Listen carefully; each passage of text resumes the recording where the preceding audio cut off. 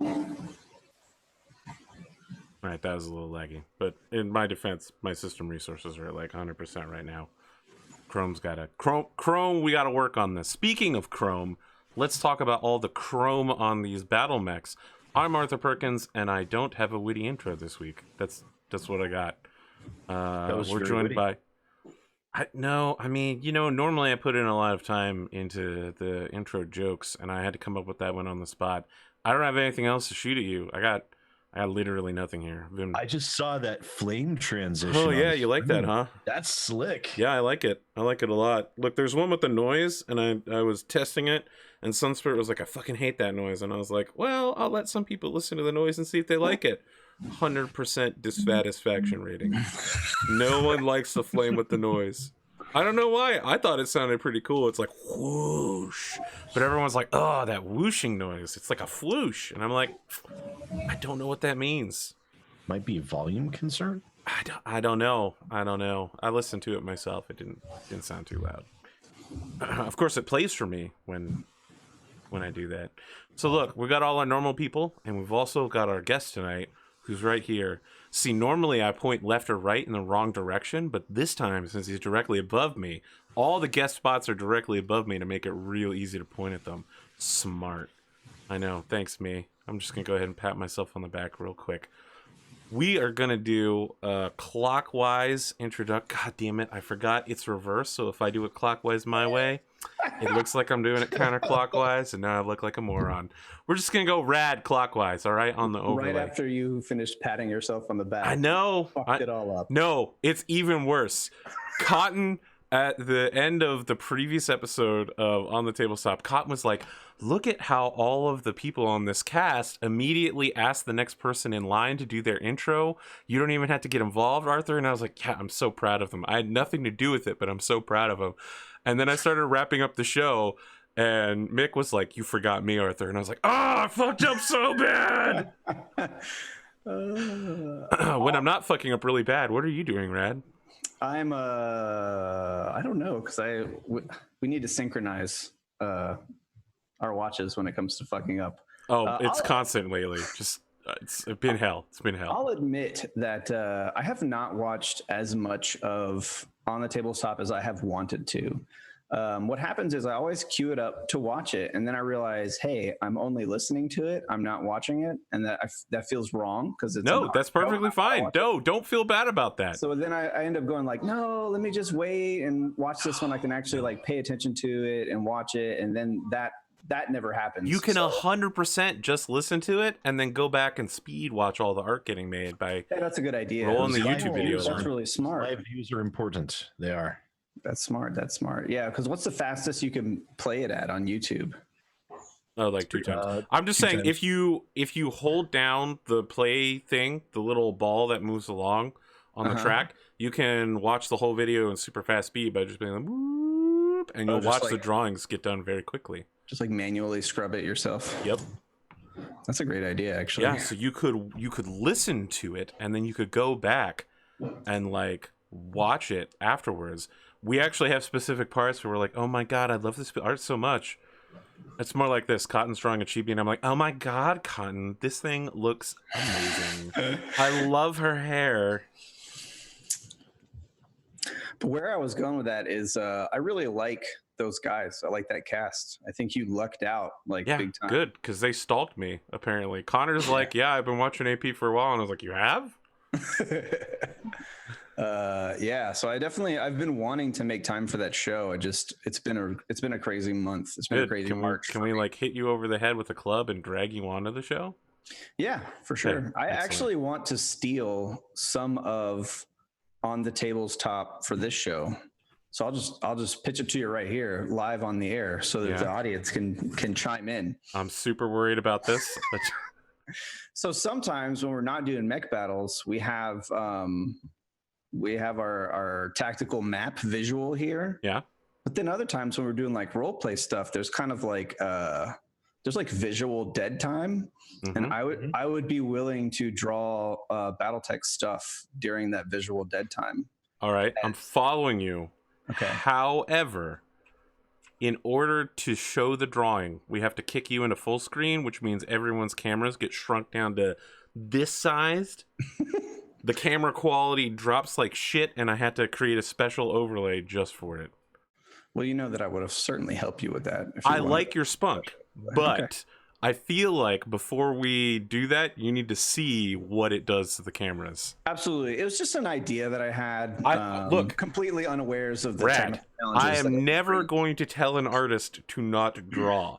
Especially if you're like, Arthur, what I would really love to do is to draw some really dope art live. That's not, I'm never gonna be like, you know what, Rad, you just don't do Fuck it. off with Okay, that. you know what? So, you need to stop with that. Yeah. Never going to happen. I'm never going to say something like that. Yeah, I've had it. Like I said, I've had a crazy month. I went on spring break last week, and that was a lot of fun. We went up to Colorado where they were having like historic record-breaking snowfall in March. So everything was in like, I'm sure for you northern folk, this is another day in the park, but for me, it was pretty cool, pretty astonishing. Not something I see every day. Everything was covered in like 4 to 6 feet of snow, like everywhere you looked, everywhere you turned. I put a few pictures on Discord, and I'll probably put a few more maybe after the show if I get a chance. I didn't take a ton of pictures because it was really cold, and I didn't want to take my phone out of my pocket repeatedly to take pictures. Snow will do that. Yeah. So the high while we were there was 17. That's as warm as it got, which again, for some of you is probably no big deal. It's still pretty damn cold. But it was pretty cold It's cold. Yeah, poor Texan Rad was freezing his butt off. We only spent 2 days on the slopes. The other days we just kind of messed around. It was a road trip, so we spent 2 days in the car there and 2 days in the car back. We saw a lot of cool stuff on the way, though. My wife's family, who we went with, does road trips very differently than my family. I have a dad that's like, all right, calculates everything out, minimum amount of stops, drive as quickly as possible to reach the destination, and then enjoy the destination for as long as possible, and then efficiently drive back, very quickly on the way back. My wife's family, their strategy is to see everything that's cool on the way. So like we'll stop and spend like half a day in a place, and so it caused a lot of anxiety in me, but I'm still very glad that we did it, right? Because every time I was at a place, I'm like, why are we're never going to get there? You know what I mean? Like, so I was very anxious, but it was also really cool. We went to Polodoro Canyon, and which is the second largest. I think somebody could correct me in chat if I'm wrong, but I think it's the second largest canyon in the United States, second only to the Grand Canyon. If there's one thing I know about YouTube, not only will you be corrected, but it will be annotated. Good. There will be linked to someone's video, the vacation there. Reaction video. I'm a big nerd when it comes to stuff like that. So if I'm wrong, please educate me. I would love to know more. Because as we know, knowing is half the battle. Thank you, G.I. Joe. Really? G.I. Joe? Wow. So yeah, we went to Polodoro Canyon. We went to, what was it called? Is it just called Dinosaur State Park? That sounds fucking amazing. It's probably nowhere near as cool as it was in my head.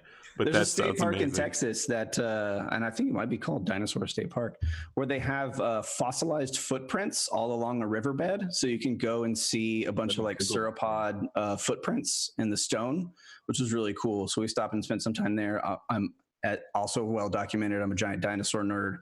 So it's cool to see all the dinosaur stuff.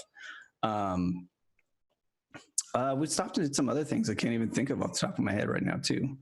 But yeah, we generally went sightseeing and saw a lot of neat stuff.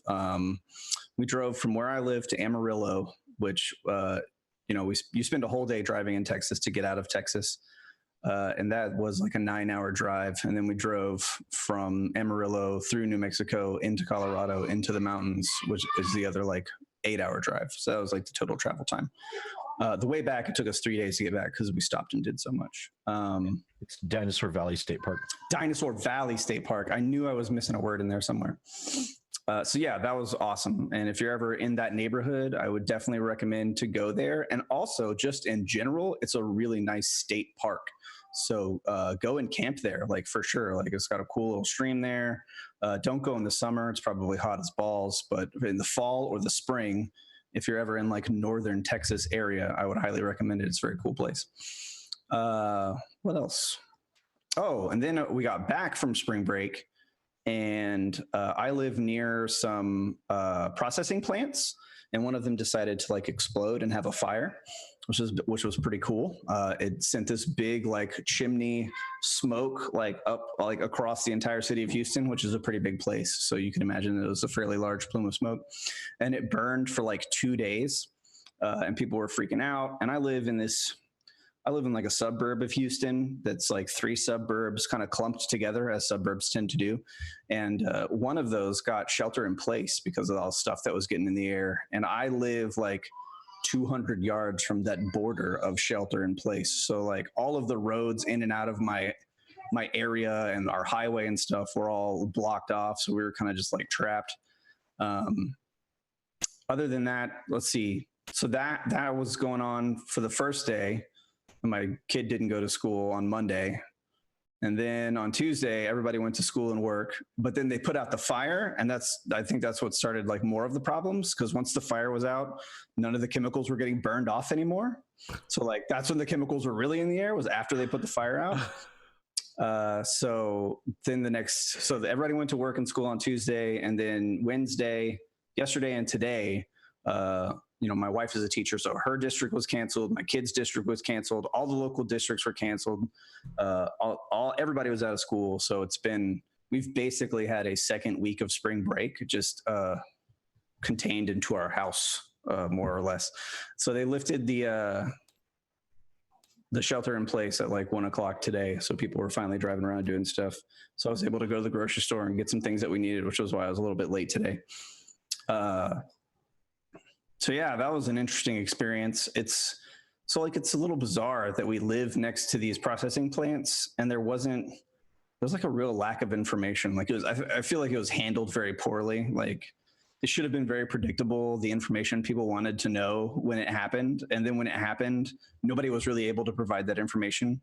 So it's always, and then of course, that's kind of, accompanied along with all of the ridiculousness on the internet, right? Social media getting a hold of it, and people spreading like misinformation, and all of a sudden everybody is a chemical engineer and can tell you what you need to be doing and the mask you need to be wearing, where you should be, and like all this stuff. And oh my God, protect your babies, bury them in the ground to save them from the air. Like, oh God, it's all the dumb stuff that people say, right? Obviously. So that's been very interesting. And my wife, who's like an actual scientist, like has a science degree, she's just like pulling her hair out, fighting people on the internet about how stupid they are. And then she gets like extra irritated that she has colleagues at the school that she works at that teach science, but don't have science degrees. They just have teaching degrees, and they're just as profoundly ignorant as the rest of the regular population. It's always really sad. I feel like of all the school subjects, science, like you should have an actual science degree to teach science, but there's really no requirement in the United States for you to be a subject matter expert to be a teacher. You just have to have a teaching license. Look, Rad, I got 2 things for you real quick. All right, give me the thing. First off, Cotton said Tuesday she hadn't had any bad luck this week. I know where the fuck that bad luck went now. Yeah, I was worried about the meteor swarm. Apparently, it's just because your entire town is on fire.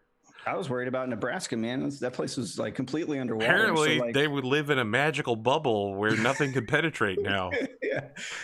Well, until something else bad happens. Doesn't cross rivers. Yeah, of course. As you know, water doesn't cross rivers. It's not any river, it's these rivers. Of course. Still don't believe that. So yeah. Native Americans said they were blessed, and I'm just saying. Yeah, that's probably a huge factor, I would imagine, scientifically speaking. Speaking of scientists, Native American curses are basically science. Please don't. Please, no.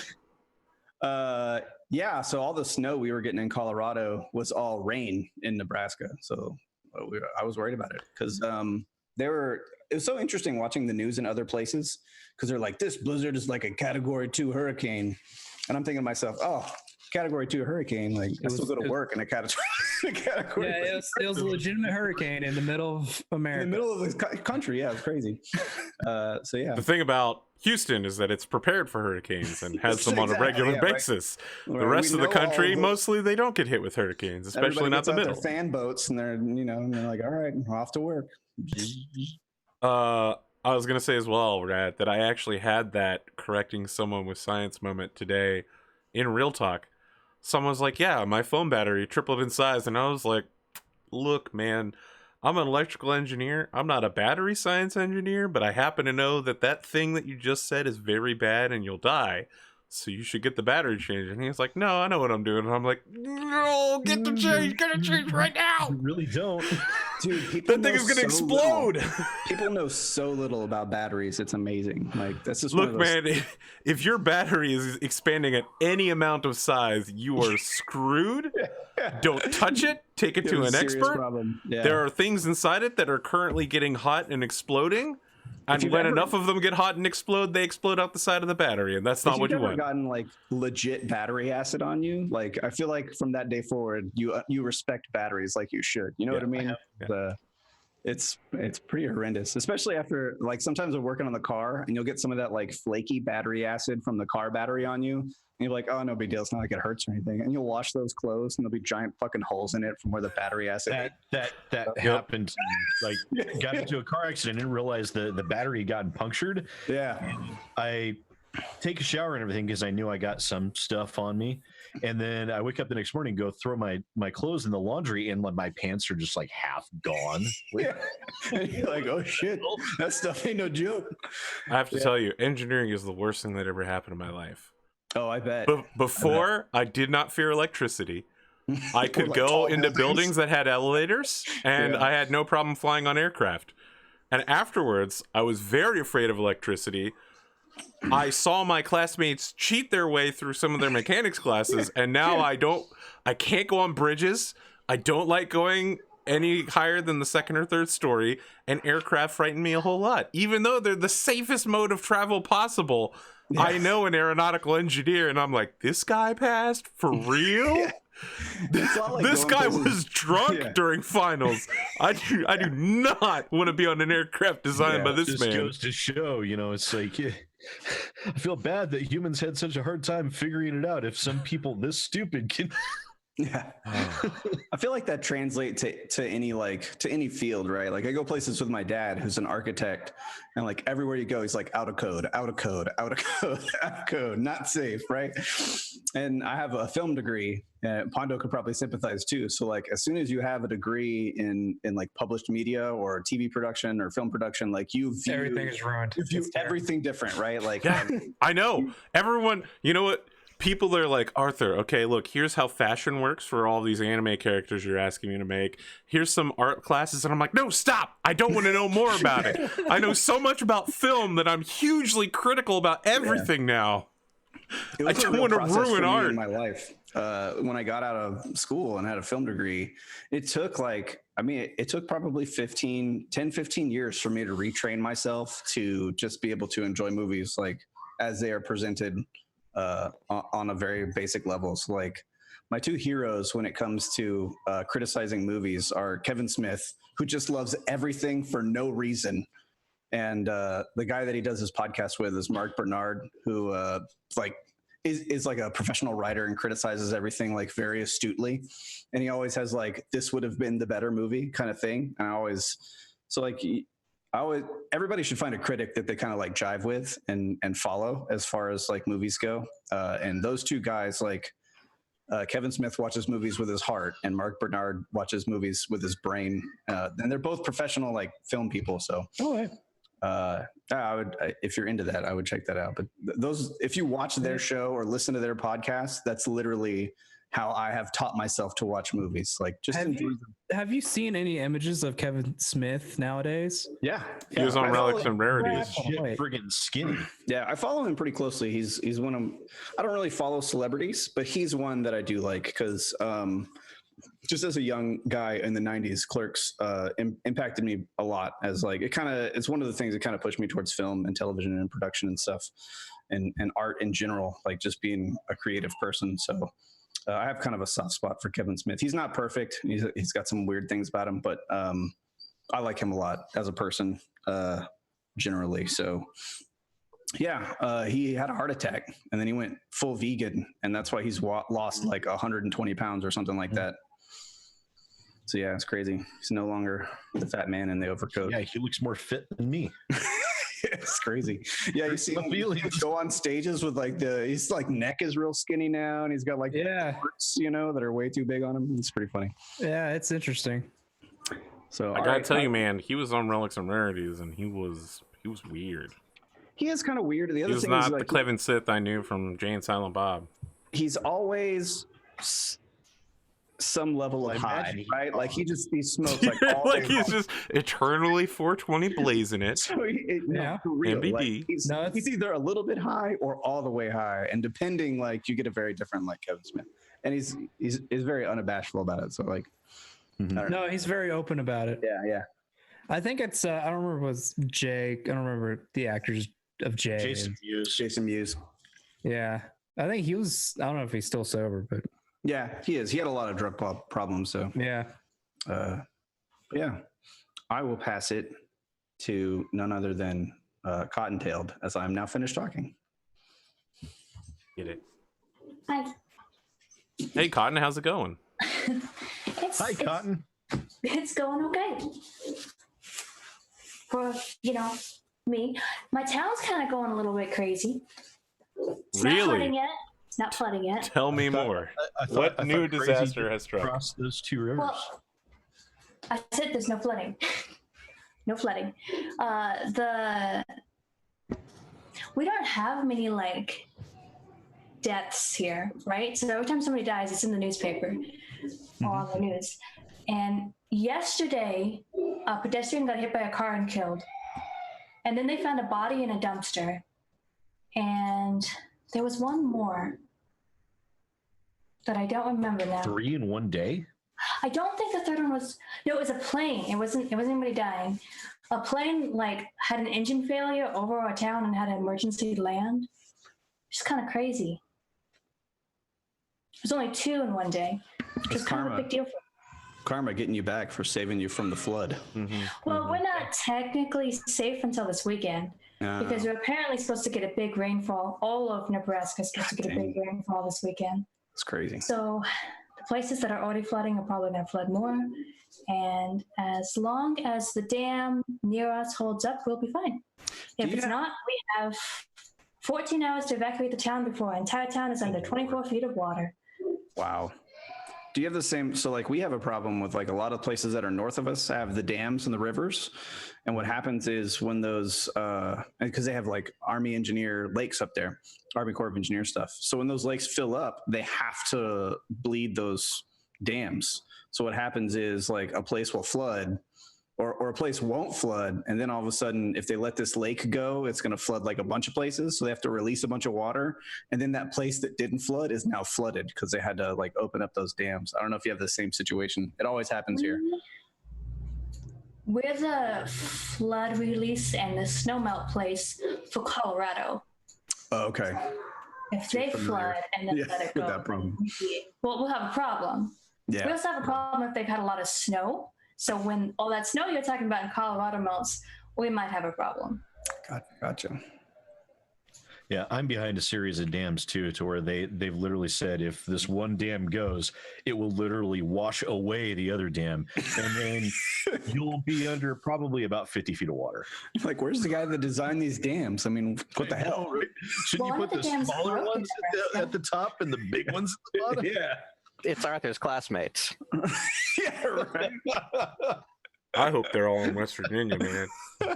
No, just kidding. They can go anywhere in the world they want, as long as they're not designing things that I use. There was one dam that broke here. That was actually a pretty important dam by the Niobrara River. And I know somebody died when the dam broke, but only one person. So it was not a horrible, horrible disaster other than the fact that a lot of people don't have homes now. Right. And there's a lot of dead cows. There's so many dead cows. I hadn't even considered that. They don't float. People. It's not just the water. I know you guys are laughing, but there are many animals in the world that will float in water. Cows are not one of them. I didn't know that. The other half of Nebraska got hit by a massive blizzard, and it's currently calving season. So farmers had to like go out and get as many calves as they could inside their houses, and the ones that couldn't, they died. And the mothers of the calves that they took inside died. And a lot of cows drowned, Wow. and the cows that didn't drown are starving because all of their feed got washed away. Cotton, please. It's already been a bad week. So I'm what sorry. I'm hearing is beef prices are going to go up soon. Beef prices and a will lot of never your go crops. up. Well, they're going to drop it first because there's a lot of dead cows that need to be pumped. But after that, yes, there could be a problem. Cotton, I heard you were on an episode of On the Tabletop for the last 2 weeks. I was. And I'm with Rad. I think that cast is super cool. I caught some of that stream. Good, they watched I the know, I said show, hi. so they might be listening right now, stalking us. It's usually just Connor and Bearded. Look, I can't I have to even. look and see if they're gonna say I can't even something tell now. you guys how much they want to kidnap Cotton. They're thinking of like smuggling her off of my shows and just permanently installing her on that show. But I'm isn't worried. the show also your show? I'm worried Kelsa is going to From the smuggle you at sounds of some point. things, not too much longer, maybe. Do they do their own shows? No. Well, I mean, they all have their own art streams, right? Right. That's what I thought. But they don't. None of them do RPG stuff. Well, Mick wants to do Cotton replace me as the GM, I mean, who while doesn't? also making art at the same time. I don't know why people keep coming to me and being like, "Can I steal Cotton from you?" And I'm like, first off, she doesn't belong to me, and second, why are you trying to steal her? Kelsey was like, "I love Cotton to death. I'd love to steal her," and I'm like, "What? What? Stop trying to steal Cotton. She's not." This isn't Carmen San Diego. She's not just a thing you could steal, like the concept of liberty or the Eiffel Tower. the Eiffel Tower or Zimbabwe. You can't just steal Cotton. You're dying, right? Yeah, that was good timing. Almost shot coke out of my nose. Cotton, you got anything else going on? Please don't say anything horrifying that's going to bring you down. Hold on. I'm sure something good happens to me this week. I'm sure I have some good news. Do we need to come back to you, or do you need a few minutes to think about it? Your house didn't flood? My house didn't flood. Yeah, that's a good one. No frozen pipes this week. It's super nice out. Like it's like 60 degrees. That's awesome. So my dogs have same been here. outside all day enjoying the sunshine.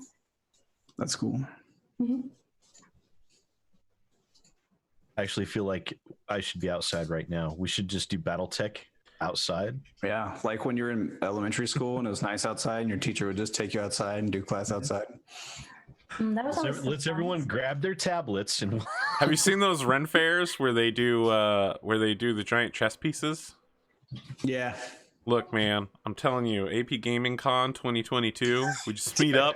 We Battle get chess. giant battle chess. I feel pretty good about that. I'd be battle like- chess. That's what I'm into. From my point of view, it'd be really bad because I'd be spending the whole time picking giant pieces up, running across the field, and moving them, and you guys would just be picking your one piece up. Yeah, I like that. Grimdark James said something about too. He was like, "Man, it is way more stressful keeping just Citadel alive than it is keeping a whole thing of mechs alive." It's interesting. Yeah, I'm no, because he was trying to figure interested. out ways to have you guys die for him so he could keep his character alive. That's understandable. Yeah. yeah. Well, maybe he can give me tips for tonight. I don't think he's watching tonight, but he does occasionally give Rad tips, which makes me upset. I always. It makes me engage upset him because I'm not very getting good those at this tips. I need game. that expert guidance. Every chance I get, I engage him as much as Yeah, possible. you guys are getting too good at this game. I don't know how I'm going to keep up. I actually know how I'm going to keep up. I messaged James earlier today asking if he wanted to run the villains in a week or two. Oh god. Nice. Next week. Next month. That'll crush us. For a week or That sounds two. fun. Cotton, you got anything else going on? I have nothing else, so let's go to Pondo. Okay, you can just skip over me. That's fine. Skip over him. Well, I thought you usually did the last one. Okay, yeah, we'll get there. Pondo. I mean, you can go next if you want to. No, go that's next. fine. Pondo. Put you in a box. Last week we didn't have a show of Battletech, and so instead we did Entertain Me, where you GM'd for me. Yes. It was I wore Fun. a cat hoodie, Yeah. dark sunglasses. I have whiskers painted on my face, and I played a giant shitlord.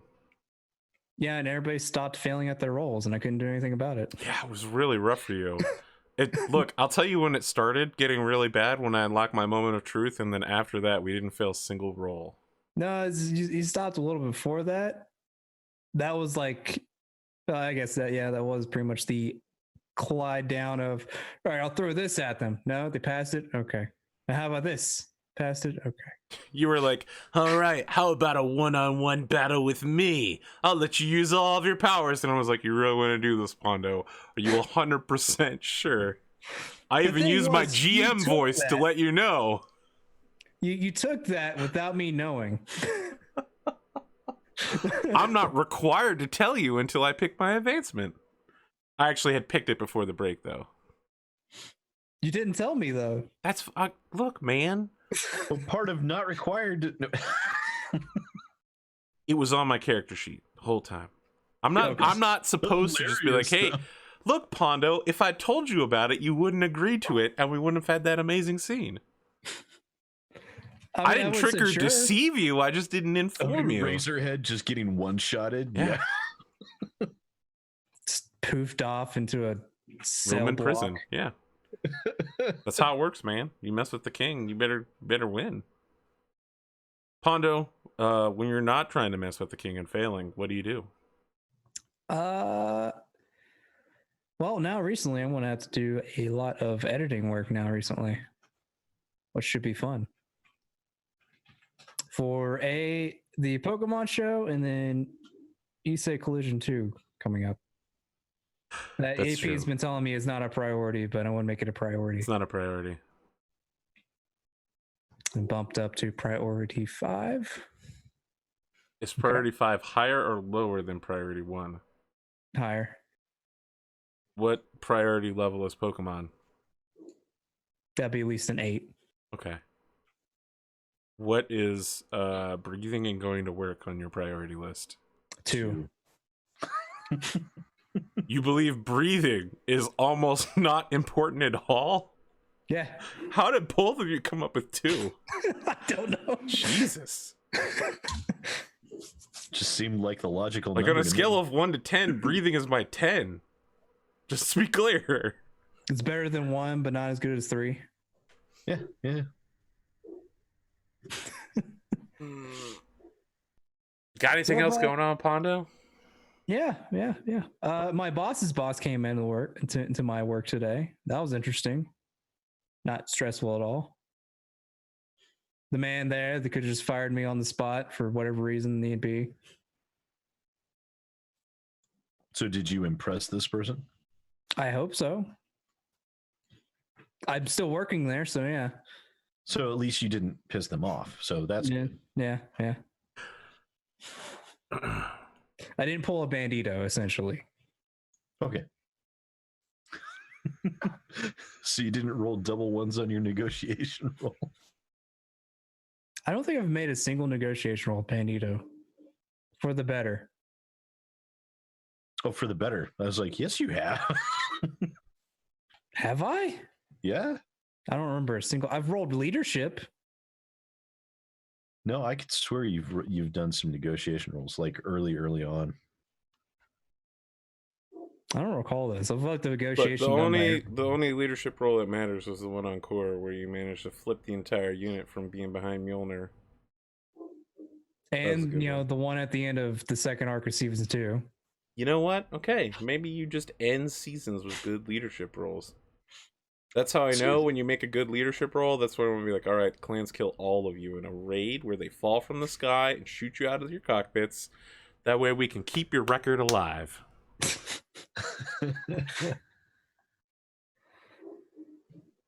Okay. Well, I got really nothing else until I start actually doing work on the podcasts and whatnot. Hopefully there won't be a lot of work. I mean, this pre-production sound thing sounds like it's doing pretty good. Post-production sound thing. Yeah, I'm still have to go through the entire episode. Oh, don't worry, it's terrible. Oh, okay. I actually mentioned you in the middle of it. I was like, I feel really bad for Pondo. He's gonna have to listen to this whole episode.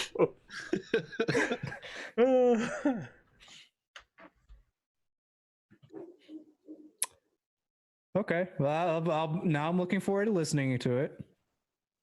Good. I can't wait to disappoint you. I try to do it for everybody in my life every week. Hasn't worked yet. I haven't disappointed you? Man, your standards are really low. Yeah, that's how I live life.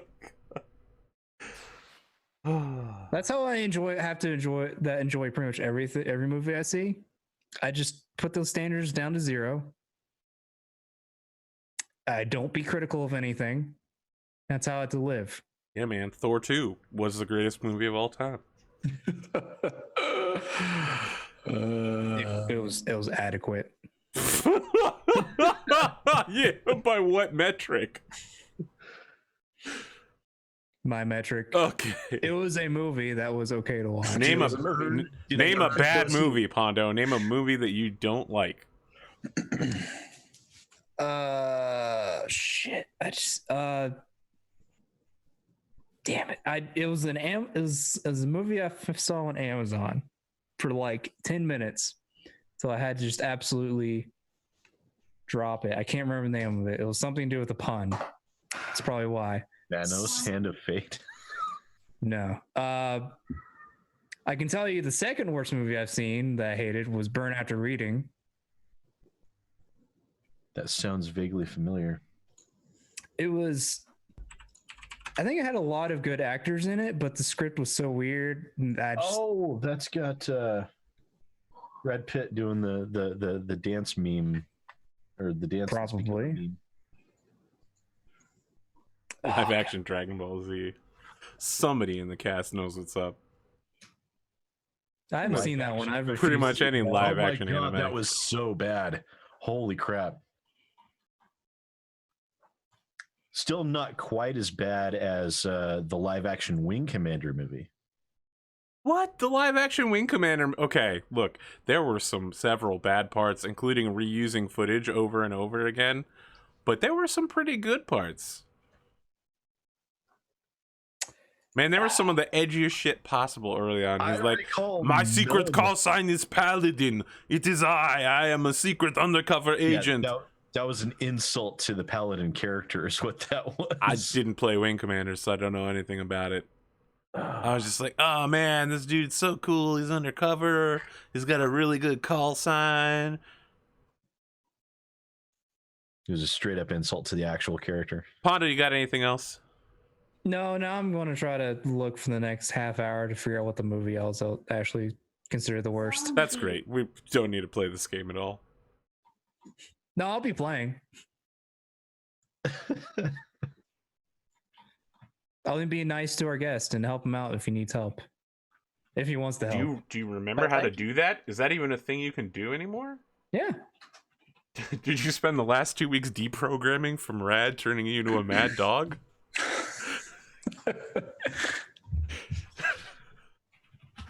I feel like you and Rad were in a voice call at some point where he was just showing you pictures. He's like, "This is Lexi, destroy!"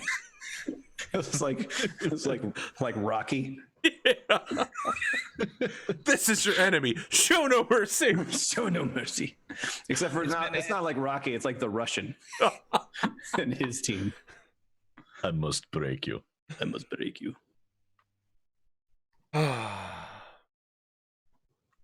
I don't know. I was waiting to see if Pondo would toss it to Sid. Doesn't look like it. No, I'll toss it to Sid. There you go. No, it doesn't. It doesn't count now that I mentioned it out loud. It's like a lazy flick instead of a toss. Sid. What can I say? It's been an interesting week. Yeah, I follow you on Twitter, so I know that. Actually, I saw some amazing stuff on Twitter. Apparently, it's been a thing going around that I did it too. You go to Google search and you type in Florida man and then your birthday. Pretty great. No, mine is very bad. I get that. Mine is horrendous. Mine is a dude who pretended to be a woman online, lured men to his house, and then took pictures of them while they had sex. Oh my God. It is. Wow. So look, here's the deal That's with pretty that. bad. Florida is the only state in the United States that allows police reports to be released like that. That kind of weird shit that they associate with Florida Man happens everywhere. It's not just Florida, It's but just Florida's the only Florida's- one you hear about it from. See, you have the, you always have this in microcosm. No matter where you live, there's a town nearby that is the butt of everyone's jokes. That's Florida Florida is that small town for the entire country. It's just the butt of everyone's jokes. I know it's like Florida doctor causes a scene at an airport just to prove a point about the airport security. I've seen that happen live, man. Yeah. And another thing that happened the other day was a fellow YouTuber, Lore Reloaded, which if you haven't watched any of his stuff, you should definitely go check out his YouTube channel. It's pretty damn awesome. He usually does like Star Trek, Star Wars lore stuff. It's really great. He decided to post a thing on Twitter that said at 100 likes and I will create a Lore Reloaded style video on why Sid becoming a YouTube thought would help his channel. I saw that. So I decided this is going to be an interesting afternoon. Florida man arrested after witnesses said he practiced karate on swans. Where's my glasses? I guess you could say he really gave them a swan kick. It was his I should have gone with crane kick. swan song. Swan song. Swan song.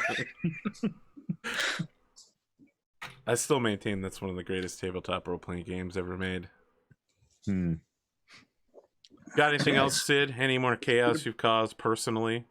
I mean, I'm always around on social media causing chaos somewhere or another, but Look, a week wouldn't go by without me saying, I know, Sid, I follow you on Twitter.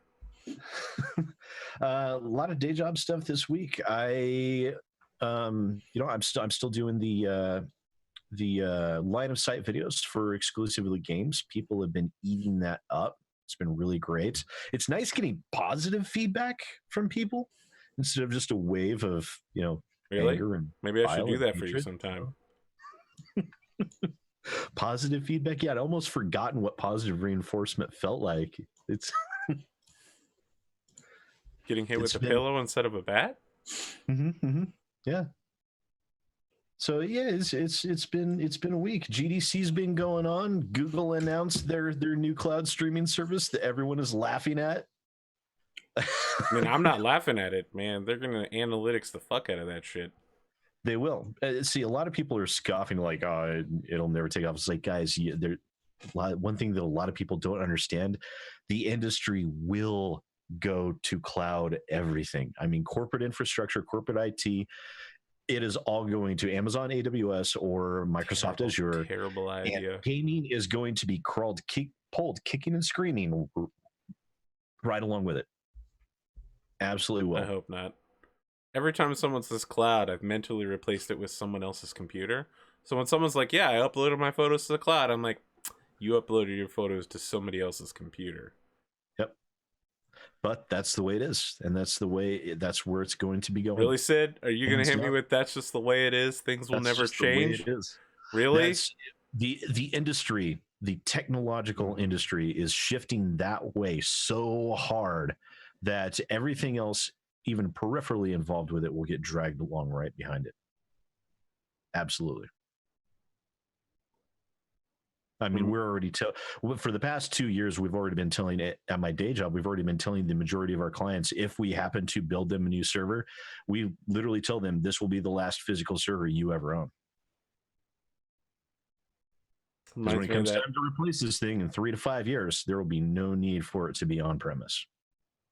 Reminds me of that XKCD comic where they're like, yeah, we're big enough that we just replace the whole server room when a rack goes down. That's how cheap it is now. A viewer asked if I heard about the Outer Worlds Epic exclusive. Trust me, guys, I've heard about all the exclusives, and there are many. That's fine. Epic Games is shit. Thoughts involved with that. Epic Games. Oh my god! I started getting flooded with people today showing wait timers to try and log in. Yeah. Well, guess what? They're owned by China. You can't play your damn games if you can't log in.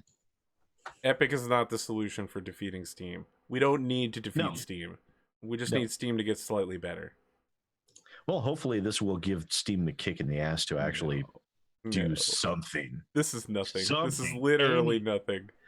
Epic will keep it up, and they've got the monetary horsepower to back it up. They've already said we're not going to do exclusives forever. No, we're just going to keep doing it until we finish building our storefront, and then we own all your games. That's exactly what they're going to do. You're like a grim specter of future reality. Steam already lost the majority of the AAAs coming to the platform because all the AAA industries are going to their own launchers because they all want live services. And Epic Games is doing paid exclusives for the majority of the larger indie titles. So what is Steam going to be left with? They're going to be left with the tiny little 2D platformers and their asset flips. That's what Epic's trying to do. Steam is more than just asset flips, Sid. I know you spend so much time flipping asset flippers. More than 80% of the games that are released on Steam every month are asset flips. Yeah, but I don't see any of them. I just see the top 10. I know. That's because all you look at is the top 10. But when all you look at is the top 10, guess what? The majority of those games that would be the new top 10s, they're going to Epic. Because Epic is paying them more money, 12% versus 30%, and they're paying them money for a 1-year exclusive. From a developer standpoint, it's really hard to say no to that. And a lot of them just aren't. Because financially, it makes a hell of a lot of sense, especially when you have the devs of Metro Exodus coming out and saying, yeah, this game sold better on Epic than our last game did on Steam. Connor, Star Citizen's never going to release. Don't even joke about that. Yeah, Star Citizen's never going to release. Star Citizen has made so much money not releasing. It's more financial incentive. It would be financially They're like, irresponsible. when the game comes out, you can pay $200 now and get a ship then. And people are like, it has been 6 years, but I'm just going to trust them on this. $200 is not a lot of money for a spaceship. And I'm like, what the fuck? I know. for a lot of the people, the whales, they've already spent $30,000, $40,000, $50,000. So like, yeah, what's $200? Who cares? Sounds like you need to make a video about Epic Games. Market that's just bilked everyone for so long. It's great. And I do need to do a rant video about Epic Games. I can't wait for it. I was actually trying to get home early enough today so I could start working on a good old fashioned rant video, but I had to take my car to the glass place because I got a chip in the windshield. I've been considering making a parody account just to comment on your videos, Raddosaurus style. Why make a parody account, man? I don't want my main account to be attacked by rabid Sid fanboys and anti-boys. That's half the fun, though. No, I don't want that fun on my main account. Half my time on Twitter doing. It's exactly that. I don't know what you spend half your time on Twitter doing, Sid. I just see the results. It's like, oh, this ought to piss a few people off. That's all I got. That is how I assume that your Twitter goes. Gleemo, welcome to the final cycle of the intros. It normally takes about this long. Yeah, there's no skip intro button when you're doing it live, I guess. Huh? I know. Look, yesterday our intros were 6 minutes long. It was incredible. Well, we haven't met for 2 weeks. Minutes? Yeah, 6 minutes. We always get these long intros when we take a break. Not even enough to say hi. We said hi, and then we got around to killing halflings. That's how life works. Hey everyone, I'm Gleemo. You can find me at twitch.tv/Gleemo, where I stream a long-running Call of Cthulhu Masks of Nyarlathotep campaign every other Sunday night. I'm super excited to be here. I've been watching Arthur since the Skulls and Shackles days, so it's a little surreal being on the show. Wow, that was literally like the first campaign I streamed. So pretty much, yeah. That was before Sid even joined my stream. Well, Sid came into Skulls and Shackles at the very end there, right? Yep. Yeah. I was the Dan replacement. Yeah. No one could ever really replace Dan. That was the Dan and Craig era. That was Dan, right? Oh, it was Dan. Trust me, it definitely was Dan. Lily almost beat Dan for a number of ways you could shut down a stream for several weeks by not showing up, but I tried to make sure that would never happen again. You stream Call of Cthulhu? I do. Where would I find this if I wanted to watch it, both live and maybe on YouTube? So if you go to twitch.tv/Glimo, That's Glimo? Glimo, you can catch up on our back catalog. I've got links to my YouTube there. I'm not as cool as Arthur, so I don't have a good YouTube URL. And every other Sunday night, 8 p.m. Eastern, and this coming Sunday is our on week, so please feel free to tune in there. I'm also really psyched to be playing Battletech. The last time I played was probably close to 25 years ago, back in college.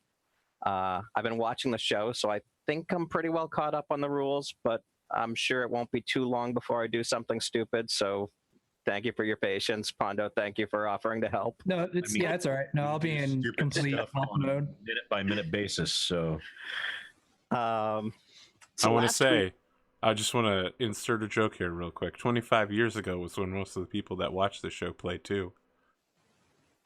Nothing? Nobody? All right. I thought it was funny. So last week I had a dream about this show. Oh, okay. All right. I'm concerned. I'll allow it, though. I'll allow it. Hit me with it. go on. Stay with me. Yep. And in my dream, because Arthur's so much of a bigger streamer than me, he had his own studio where he shoots the episodes, and so we're all I'm not there. at that It Me JP level yet, but go on.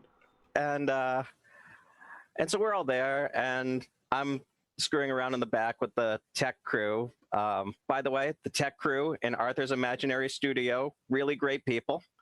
Nice. I assume it's know just how to 4 make you guys pondos. feel welcome, especially because I was too self-conscious to actually talk to the players on the even in my dreams. So anyway, after a few minutes, one of the guys says, "Glimo, they're starting. Get over there and get ready to do your introduction." So I run over backstage, and everyone's all ducked down. And Rad says to me, "All right, you step up there, you hit your mark, you stand by the board, you look in the camera, and you do your intro." So. Remember how I said the last time I played Battletech was in college? Yeah? So apparently, even in my subconscious, all my memories of Battletech are tied in with awkward high school and college stuff. Because as soon as I step up, I trip, and when I go to catch myself, I knock the board over. Dice and minis are flying everywhere. You're all looking at me completely horrified and trying to get everything back together. And AP whispers to me, "Dude, we're live. We can't have dead air. Go do your intro and we'll try to clean this up. But really stretch it out." So Pictured someone standing next to a camera. exactly. So I'm trying to give my intro, but I'm fumbling all the words. I give the wrong Twitch URL out. And then I look down and I'm in my underwear. Yep, there it is. Classic. Somehow I knew that was going to be the joke when you said it was in a dream. But so I'm already ahead of personal expectations. yeah, great. I I mean, managed to not hit the flip table button on Tabletop Simulator. I'm wearing pants, and I'm not suddenly back in high school. So, look, wearing it's the little pants, things, really. that has put you ahead of several of my former cast members. So I think one of them's actually watching right now. Believe it or not. yes. I just want to emphasize, by the way, you're saying that this Sunday and every other Sunday afterwards, people can go to twitch.tv/Glimo, Glimo, and watch Call of Cthulhu, something Nyarlathotep. Yes, indeed, and thank you for the plug. And No, and that's if you my click job, is to just repeat back things people say to me. And if you click the YouTube panel, you can go back and watch the entire back catalog up to this point, and a couple other earlier Cthulhu adventures. Yeah, of course. I mean, I assume that the favored dance music of your stream is Nyarlathotep dubstep, because that's how I roll when I'm an Eldritch Being. I would say that dubstep came from some sort of eldritch horror. I'm injured by that. I'm injured. Today I was like, is that House Trance playing in the other room? And someone was like, oh, I hate that shit. And I'm like, really? I actually like it. What is Call of Cthulhu? Call of Cthulhu is a role-playing game someone showed me on... So Call of Cthulhu is a thing. That's not how you spell it, but Call of Cthulhu is about cats that are Cthulhu. It's a little weird.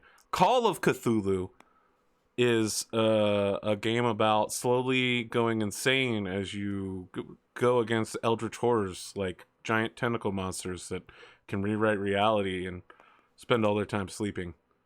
You might do a better job of describing it, Glimo. No, that's about there. I mean, the one reason why I like GMing Call of Cthulhu is that, like, when I GM Pathfinder or D&D, like, my players get pissed at me when I try to kill them. But that's kind of half the fun of Call of Cthulhu is like going slowly mad and watching people, gouge their own eyes out or betray the party and kill off the entire rest of them. So, it's kind of like everyone wants that to happen. It's not just, Dan getting something weird going on. Oh, Dan. Dan. Call of Cthulhu sounds like a game Kelso would play. Yeah, well, someone wanted me to play it.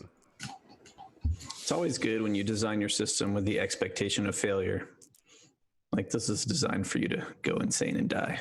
That's half the fun. I love that. That's so smart. You know what, Rad? You would love Old Man Henderson. I don't know what that is. It is a epic story tale of a man who played Call of Cthulhu as the guy who goes, "Get off my lawn, youngins!"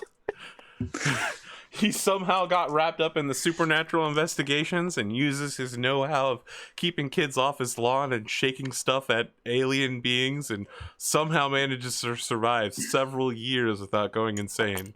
That does sound right up my alley. That does sound right up your alley. I imagine that it's a game that you can probably find a lot of success in by either telling people to go away or running away every time something bad happens. Running away. So, just to be Two clear viable here, strategies.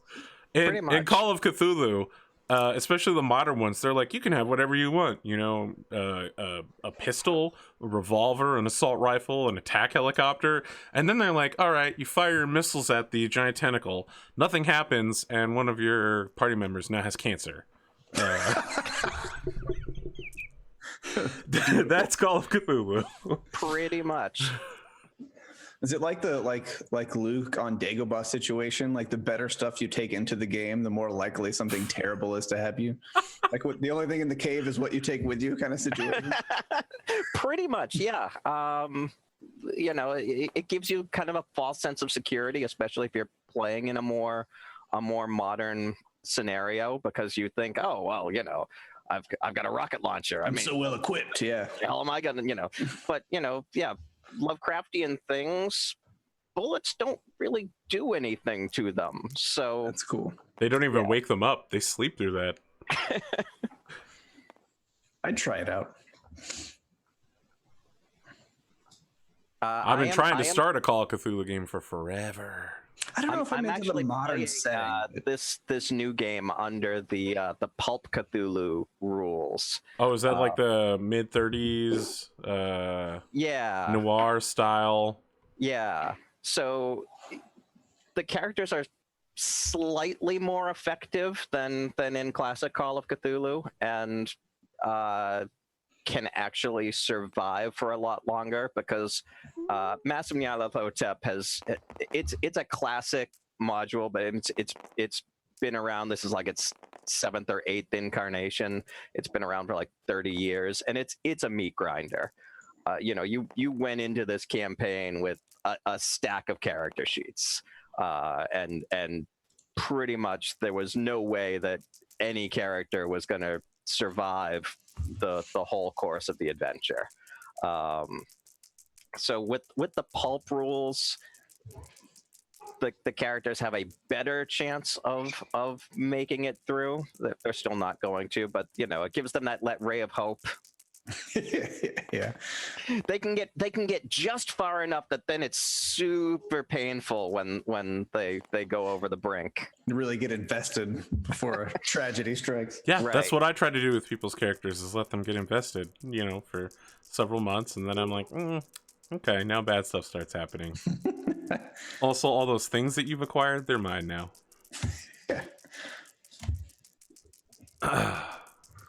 You got anything else going on, Gleemo? That's about it. All right. I guess I'll pass it back. Let's see if I can get this right. Yeah, Down. no, to you got me. Yep, that's where I'm at. I'm always down. Someone is doing some dice dancing there. I don't even know how this is possible, but look, it's been a busy week. Lots of overlay changes. I've cleared out like 50 square feet of my basement. I did this thing right around Infinity War, because it happened during Infinity War. I hurt my knee, and since then the meniscus tear has been getting better and worse from time to time. I made the stupid decision at the beginning of the week. I was like, you know what? I feel like my knee's healed enough. I'm just gonna start doing my right leg forward, going up and down stairs. All of my activities, I'm going because I'm right-handed. I'm doing everything right-wise again. Huge mistake. Absolutely terrible idea. For the last 2 days, I've been alternating between ice, and it's like this bag full of corn that gets heated, and then the corn keeps it warm for a while. Yeah, it was 40 yesterday. 40 square feet yesterday. Now it's 50 square feet. I didn't get very much done today. I was super busy. Look, you could ask Gleemo. I was like, okay, we're going to run the tutorial on this map. It's the same map we're going to use later tonight, but I haven't got anything set up on it. I spent the 30 minutes between that call and this call. Just boom. Now we're good to go. Anything else terrible happened? Plenty of terrible things happened, but I will skip over all of them. Man, I can't wait for a second part of Infinity War, though. Like, For real. I feel like it's getting closer and closer. People are releasing all these fan theories, and I'm like, I just want to see it, man. They're doing a really good job with the hype train in that they're just like, they drop a little piece and then let the internet run away with it, right? They don't do anymore. I've heard so many theories. They're going to go back in time. They're going to unlock Kronos from the quantum realm. Thanos was the hero all along. I've seen the directors. They were like, we didn't realize Thanos would be such a sympathetic character. And I'm like, you know, I didn't either. But in modern times now, I'm worried that people are so sympathetic towards a sociopath who wants to wipe out half of everything. That doesn't... I can't believe that's a character that people are rooting for, but People are okay. really on that. I mean, the TV show Dexter was really popular. Oh my! Well, look, man, I go back and forth on Dexter, but it had some good clues are ones. there. Obviously, I think that Endgame is going to run pretty much exactly as Patton Oswalt describes it. The X-Men show up from on the Death Star. I mean, they did just buy Fox. Yeah, it's all there now. If you don't know what I'm talking about, you need to YouTube Patton Oswalt's filibuster and watch it. It's pretty good. You know, that wasn't scripted. He just made that up for like 8 minutes long. Yeah, that's the best part about it. The crew had people that were in the audience get up and walk away because they couldn't figure out how to tell him to stop because he was facing the wrong direction. God, that scene is amazing. Yeah. All right. Any other business we need to cover before I get on to this part where I lose tonight? Excellent. Good. That was like an 1 and 3 minute intro. It's the longest we've had in a super long time. I actually blame Pondo. Yeah, absolutely. I'm okay with that. Okay. Really, guys? Here's going to throw him under the bus here. All right. Previously on this show, there was no episode last week. The episode before that, Dark Phoenix, was set on a Steiner Scout Lance mission to go clear out Castle Kirsch. Wow, the party split into 3 groups. Black Rabbit stayed behind at the base and painted everything with a roll so good it would actually become legendary as being like a 30 or something crazy like that. On a 2d6, you know how hard it is to get a 30 on a 2d6? It's basically physically impossible. And I had no ranks in that. Exactly. I mean, I feel like you should start taking some ranks now to represent your apparently found skill. I almost feel like she should get some bonus experience just for that role. Nope. Bandito deployed himself to Castle Kirsch as a second seat to the Scout Lance. In the process, he discovered that his Devastator and a Victor were both left fully repaired, waiting to be taken. After quashing some elementals defending Castle Kirsch, he stole the Devastator with some pretty good rolls, and then he destroyed the Victor after he got mad that he couldn't break into it.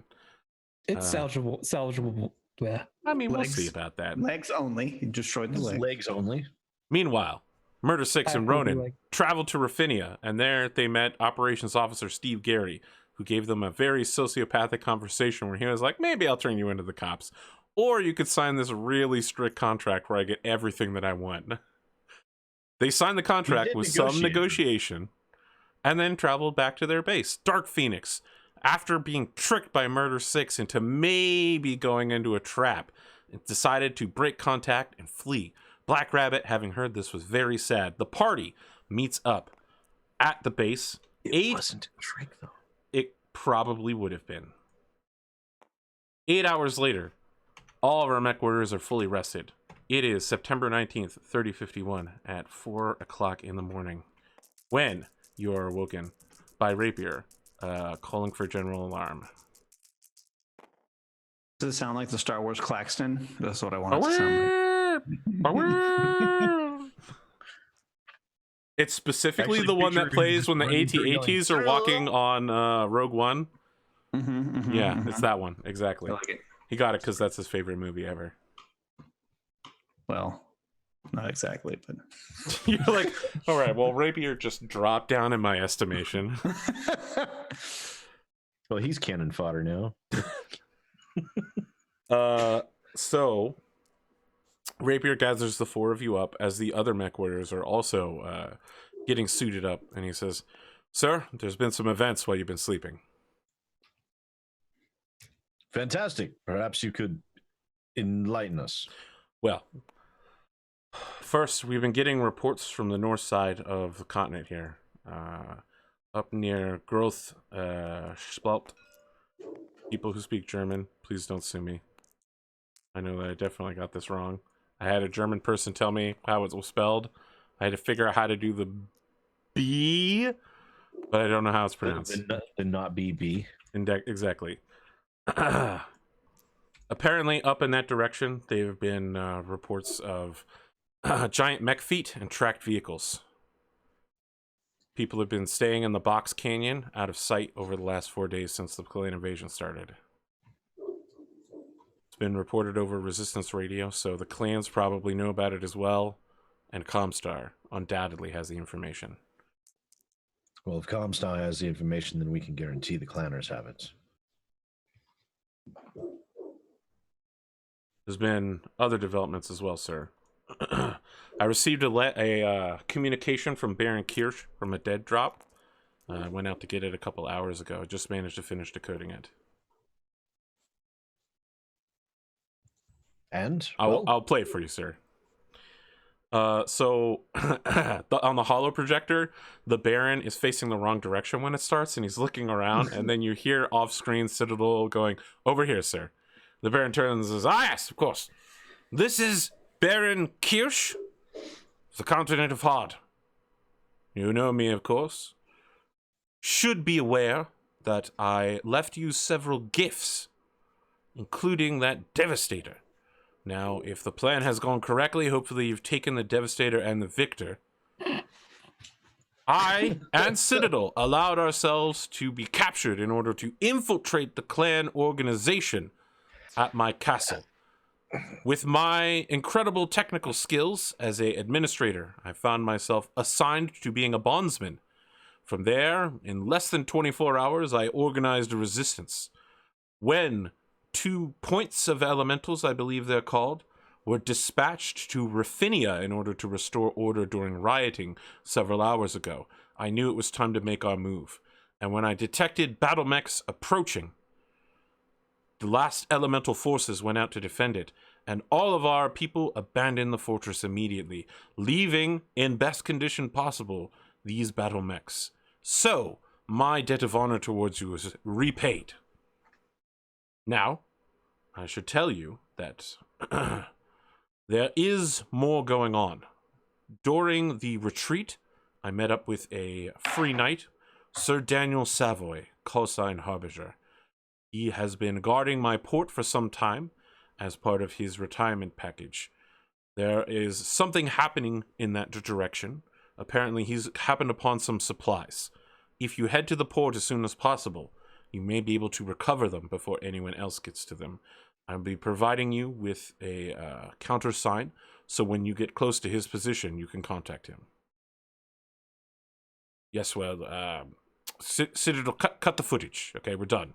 We're done. All right, I feel like that went well. And then it cuts out while he's in the middle of, like, shaking his hands. Well, then. Sir, we're going to have several problems here. For one thing, we don't know what's going on over at the port. But we're going to need to send, if there's supplies, one of the salvage vehicles. And, if you heard correctly, elementals are on their way to Raffinia, where we need to send the other salvage vehicle. I think we're going to need to split our forces here.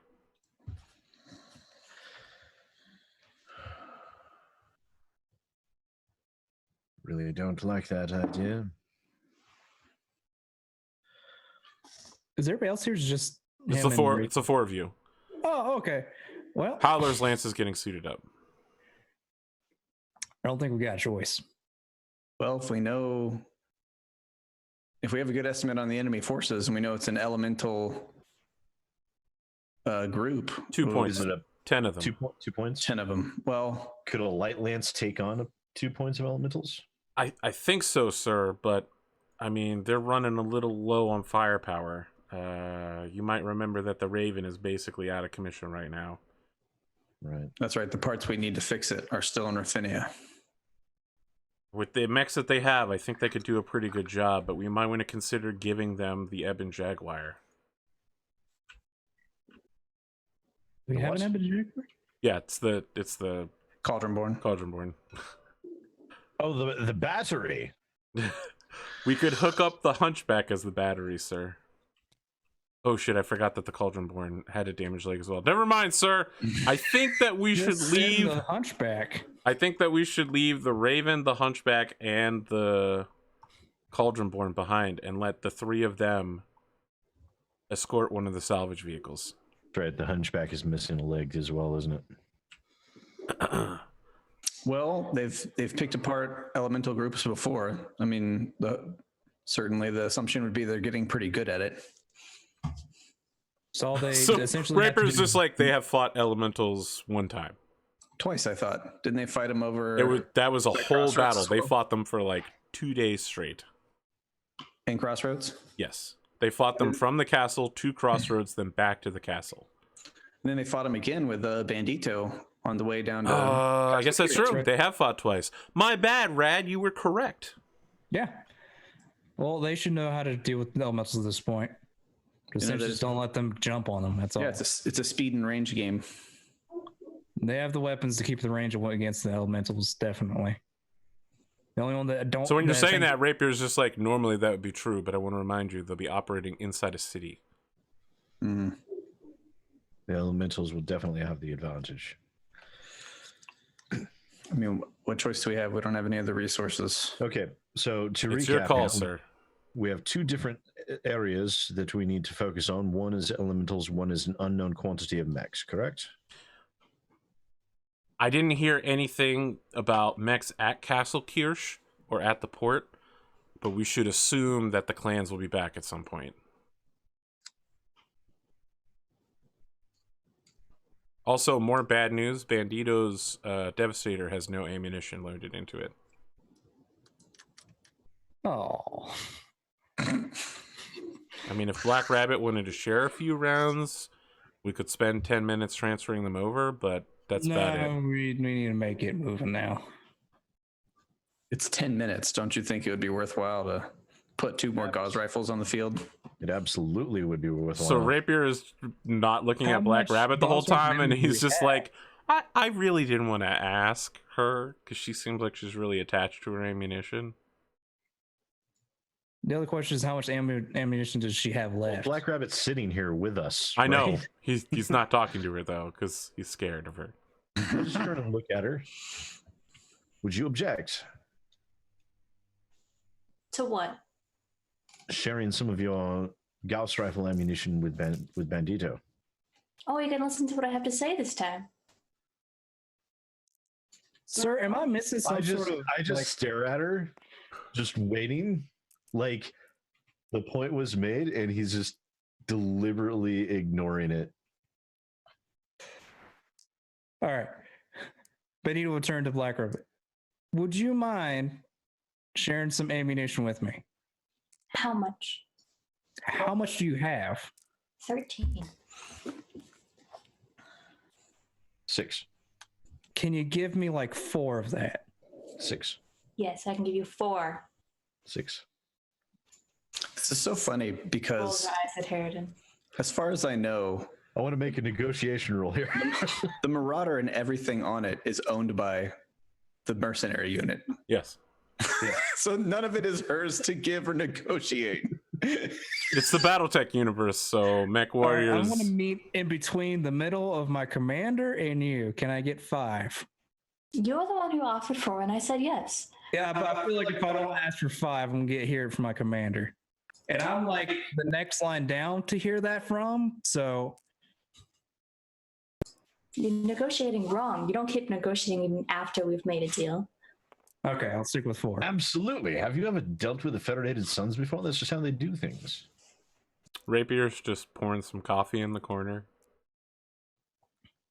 I'll take 4. Get him a little bit.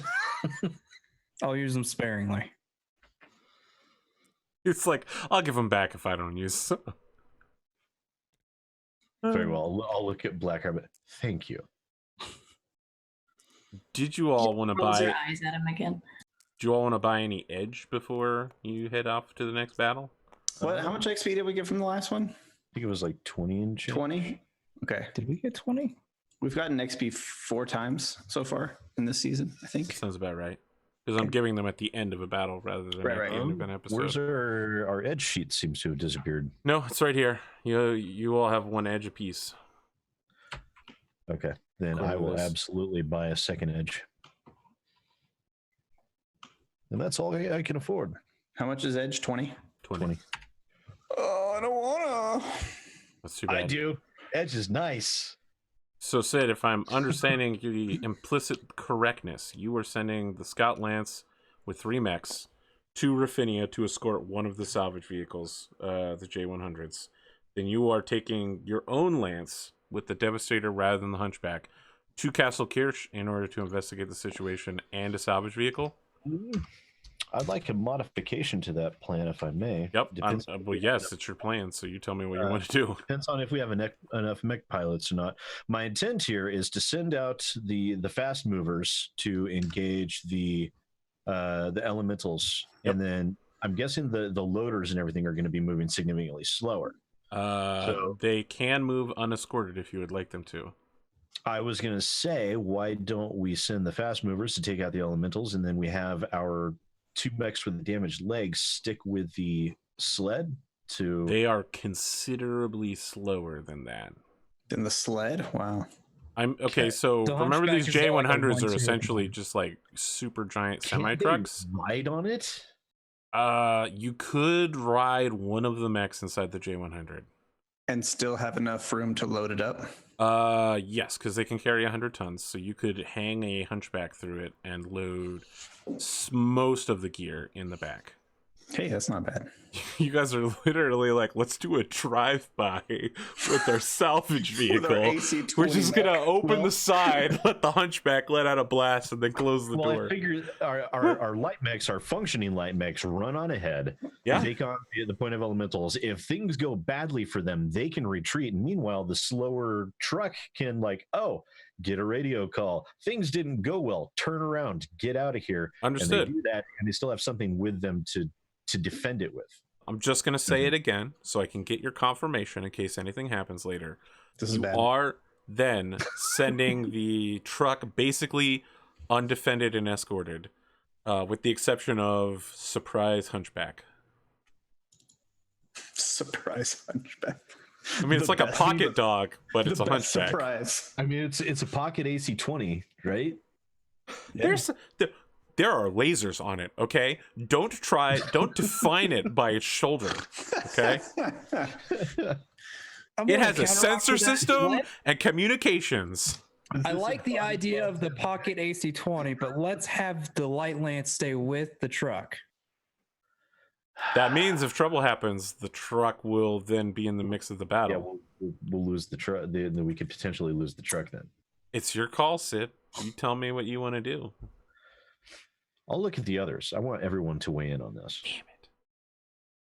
I wanted you to be solely responsible for any failures.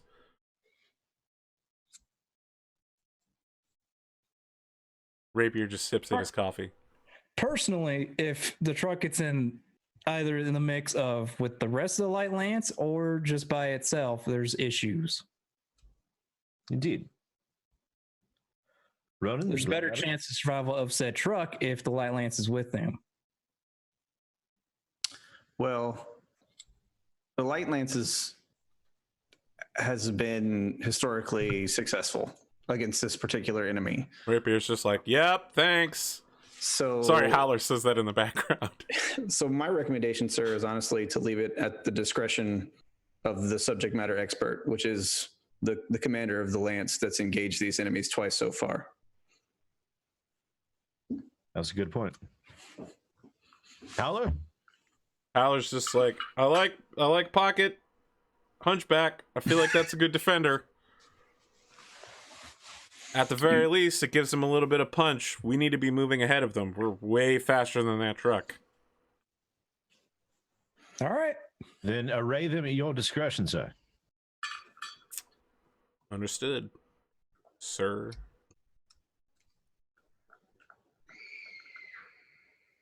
What is the plan for your truck? Are you going to have it go behind you, or are you going to have it travel with you? I look at Bandito. I don't think that was an entirely sincere sir. Oh, what do you think? What do you think he is?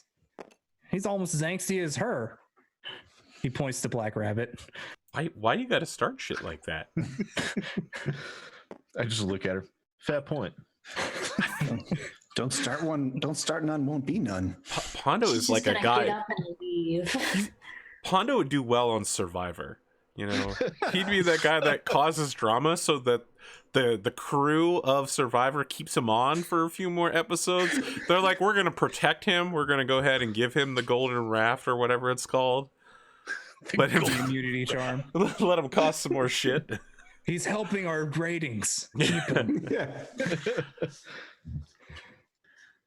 What is the plan for your truck? Do you want it to travel with you, or? Yeah. Okay. We're a lot more capable of defending it. So, for the other group, they go faster than the truck, and in this case, the can we truck get a goes pocket faster than cult- you. Can we get a pocket cauldron born? No. No, we need that to power the base. No, we have the Raven to power the base. The Raven could power the base, but the person who would be piloting the Cauldron Born is the Raven pilot. Yeah. All right. I feel like that's a bad idea. I want to remind you that means you have a Cauldron Born's worth of material inside of the truck and Let's won't be able not to carry do that at all. Okay, Leave yeah, the let's- Cauldron Born at the base.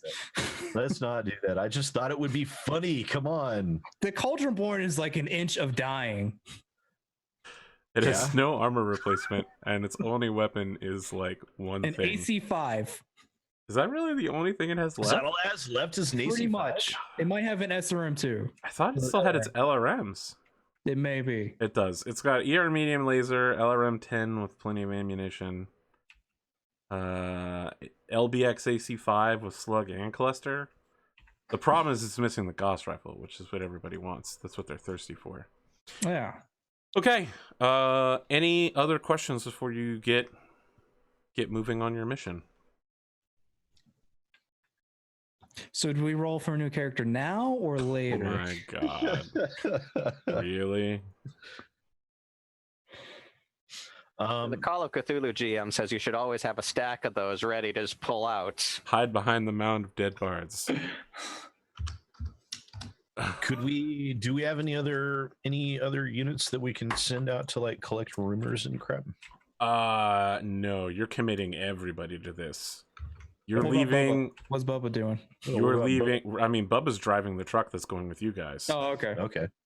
His cousin, who is the head of the company, is driving the other truck. They're the only ones rated to ride these trucks. We don't have much else. I'm going to make sure that Bubba has very clear instructions that if things go badly, he's to leave us to die. Oh yeah, he's faster than you, so that's no problem for him. Yep. So you're saying he's well equipped? Matter of fact, You see that, and he's like way ahead of you, boss. He's going to ditch Black Rabbit like that? That's a shame. I mean, he's like, look, buddy, I don't know who you are again, but I want to remind you, your mech goes 54 kilometers an hour. That is not very fast. No, it's terribly slow. Yeah, it's about 30 miles an hour, so I'm pretty sure that my truck can beat you in a street race. And if it comes down to it, I just have to go faster than you. I would fully recommend you going faster than me. You probably take turns better than me, though. Maybe. No, definitely, 100%. I am a giant truck, and you have legs. So after that little awkward pissing contest, it's like the anti-pissing contest. Harbinger, around noon local time, you begin picking up a number of contacts approaching you who are presenting the countersign that was given to you by the Baron. Can I, like, What do is a the roll? countersign? Flash. Can I try to pick up what maybe the other units that we're reading? I mean, you're picking up a Caesar on long range sensors right now. Oh, excellent. Just one? I check again. Yeah, just one. You sure? Checks one more time. Yeah, just one. I checked mine. Oh, Harbinger? yeah, just the one. You're getting repeatedly sensor scanned at long range, like over and over, like 4 times in a row. So, Like 30 Harbinger, seconds go by and a fifth one. Harbinger opens comms and says, "Codename Flash, identify." Savior of the universe. Good enough. Sure, let's go with that. Clearly, no one watched Band of Brothers. Oh, it's been forever. I'm sorry. It's been One side goes Flash, and the other guys go Thunder. Oh my god, that was so loud. My bad. Merc Drake, thanks for the 1 year subscribe, buddy. Holy cow. Gosh, that was so loud. Harbinger, you're on comms with your team. I hesitate to call them a team. Jade. Yeah, we heard that you're on retirement plan. We come here to assist. Yes, gentlemen. I see that you got the message from the Baron. Yeah. We're down one victor though. Could not get that back. I understand. I'm giving you coordinates. Please head on over to the Port Kirsch. Avoid the bog area. Excellent. Do you have any idea what you've been noticing, finding? Other than potential Is this supply? channel secure? Is this channel secure? I mean, I'll send you the frequency for a secure channel. Switch to line of sight. I don't think we're in line of sight yet. I mean, certainly Let's you could wait wait. until you close the line of sight. Yeah. One moment, we'll get there. There's the I've got all the time in the world. Please hold. You Provide guys, some- you guys do that elevator. Black Hawk Down thing. You're like, fuck you, come to me. Except it's the opposite. We're coming to him. All right, everyone's computer is about to blow up. I'm switching maps. Mine's fine. It will Probably. explode in a fireball. That was actually pretty snappy. Oh, this is all sorts of bug, isn't it? Well, that's Oh, yeah, unfortunate. 100% bot. My water cooler fan just kicked on for a brief second there. So Oh congrats. no! Don't let these fall. Uh-oh.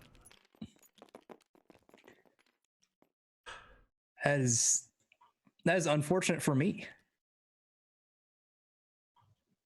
For As me the being dream the slowest- foretold. All of you. Bog, where's the bog? I don't see it, It's- bog. It's the Viridian bog. It's right around the trees. Oh, thought it was just Basically half the grass. map is bog. Okay. So, well, If that's I'm going to be correct- rather impossible. If I'm correct, you have to roll every time you're in that, right? Yes. Right. Okay, so stick to the road and no running. Yeah, that would be a great idea. Harbinger, while they're busy quipping with each other, you guys enter visual communications range and begin secure communications. This is like 5 minutes of elevator music playing. All right. Now you can tell us what exactly you might have found. So I've been retired for about 5 years now, and part of my deal with the Lyran government was that they'd let me keep my mech if I put in occasional guard duty at the port. It was a really sweet deal up until the invasion happened. I've been trying to hold down the port for the last week. Civilians have been fleeing across the ocean. It's now the port is just crammed with civilians with nowhere to go because the clans have been disrupting the sea lines. But one of the things I found was a crate marked with Lyran planetary militia goods. It was mismarked and ended up here. And we've seen things fall off the back of a truck before. Yeah, it's very common. yes, exactly. So once Baron Kirsch infiltrated operations, I let him know about this, and he told me that that you folks could probably use this. Yeah, we probably could. So long as it's not anything clan-wise, we can. I'm sure we would. So the one thing that you need to anything know, will be the address on the package is to another knight, Dame Isabel Trojan. I know that she's from somewhere up north and doesn't have a whole lot of love for your countess. That's nothing new. It's a shame, So but nothing new. Probably won't take kindly to you taking possession of this if she finds out, but I feel like you have a lot more use for it than she will. You say it's up north in this continent or a separate continent? This continent. No, we should go pay her a visit at some point. Yeah, we Say should. hello. Introduce ourselves. And let her know that we found her stuff. No, Acquire stuff. More like. no, that's. Are we You gonna just want to keep that a secret? All right. Are we gonna have to ban you from communications again? Is that was? All right, I'll shut up. Okay. You all begin approaching the port. As you do, your long-range sensors, Harbinger, are picking up several signals that are not normally in the port. You briefly catch some fusion reactors that are not coming from the power station before they quickly shut down. We might have company. Really? Let me Ladies try and to maybe gentlemen, take a form up look. and look alive. Can I take a look? Yeah, go ahead and make a roll. You're going to need a 12 on sensor operations in order to detect anything, and every rate of success will get you an additional piece of information. Can I aid? Do you have any points in sensor operations? I do. Then you may give a +1. So I'll be rolling at +7. I actually have a total of +5 in sensor operations. I have +6. So With the 13? 13. You detect 4 enemy Battlemechs within the port area. And you don't detect nearly any civilians. All of these refugees that Harbinger just spoke about, that he saw at the port several hours ago, they're gone. Well, Good news and bad news. Good news, no civilians. Bad news. I'm not saying there's no civilians. I'm just saying there's little to no civilians. Yes. Bad news. It's probably a trap.